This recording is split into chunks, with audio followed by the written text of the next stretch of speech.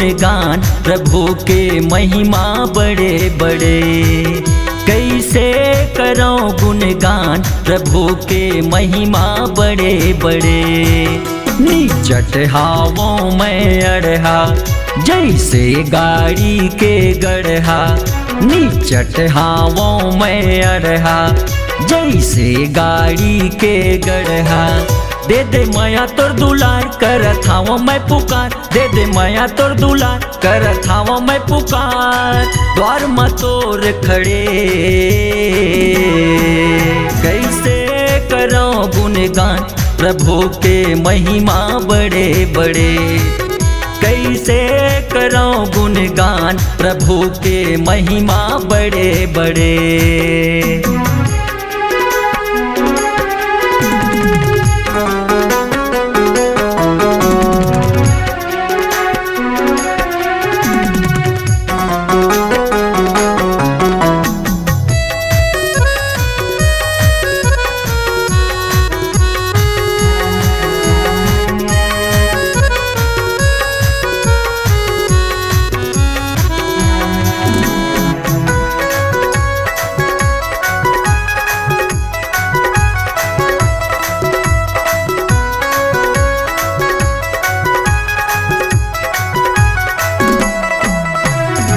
त्रेता युग में जन्म धर के मानव रूप में आए राम।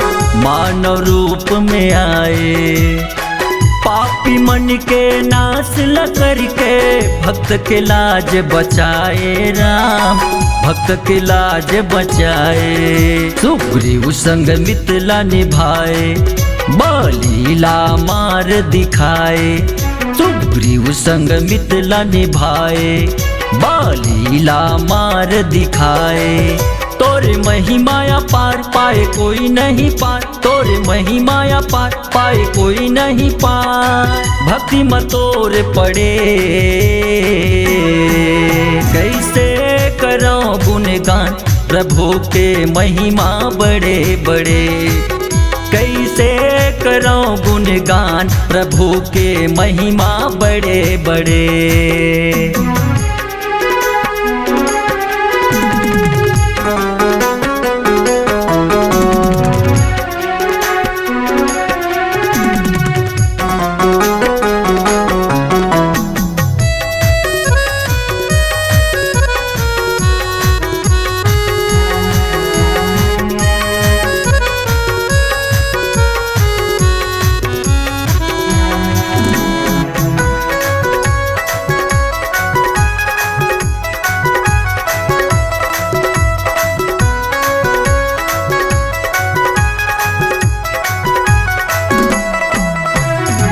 गिद्धिया जामिल गढ़ी कल तारे तारे सदन कसाई राम।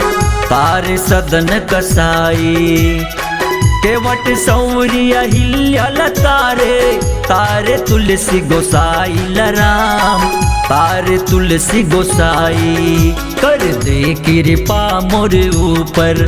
गा लेते मैं जिंदगी भर कर दे कृपा मोर ऊपर। गा लेते गुण जिंदगी भर। बिनती सुन ले बे आज तय बना दे मोरे काज। बिनती सुन ले बे आज तय बना दे मोरे काज। द्वार में तोर खड़े कैसे करो गुणगान प्रभु के महिमा बड़े बड़े। कैसे करो गुणगान प्रभु के महिमा बड़े बड़े। नीचट हावों में अड़हा जैसे गाड़ी के गढ़हा। नीचट हावों में अड़हा जैसे गाड़ी के गढ़हा। दे दे माया तोर दुलार करत हावों मैं पुकार। दे दे माया तोर दुलार करत हावों मैं पुकार। द्वार में तोर खड़े कैसे करो गुणगान प्रभु के महिमा बड़े बड़े। कैसे करो गुणगान प्रभु के महिमा बड़े बड़े। कैसे करो गुणगान प्रभु के महिमा बड़े बड़े, कैसे करो गुणगान प्रभु के महिमा बड़े बड़े।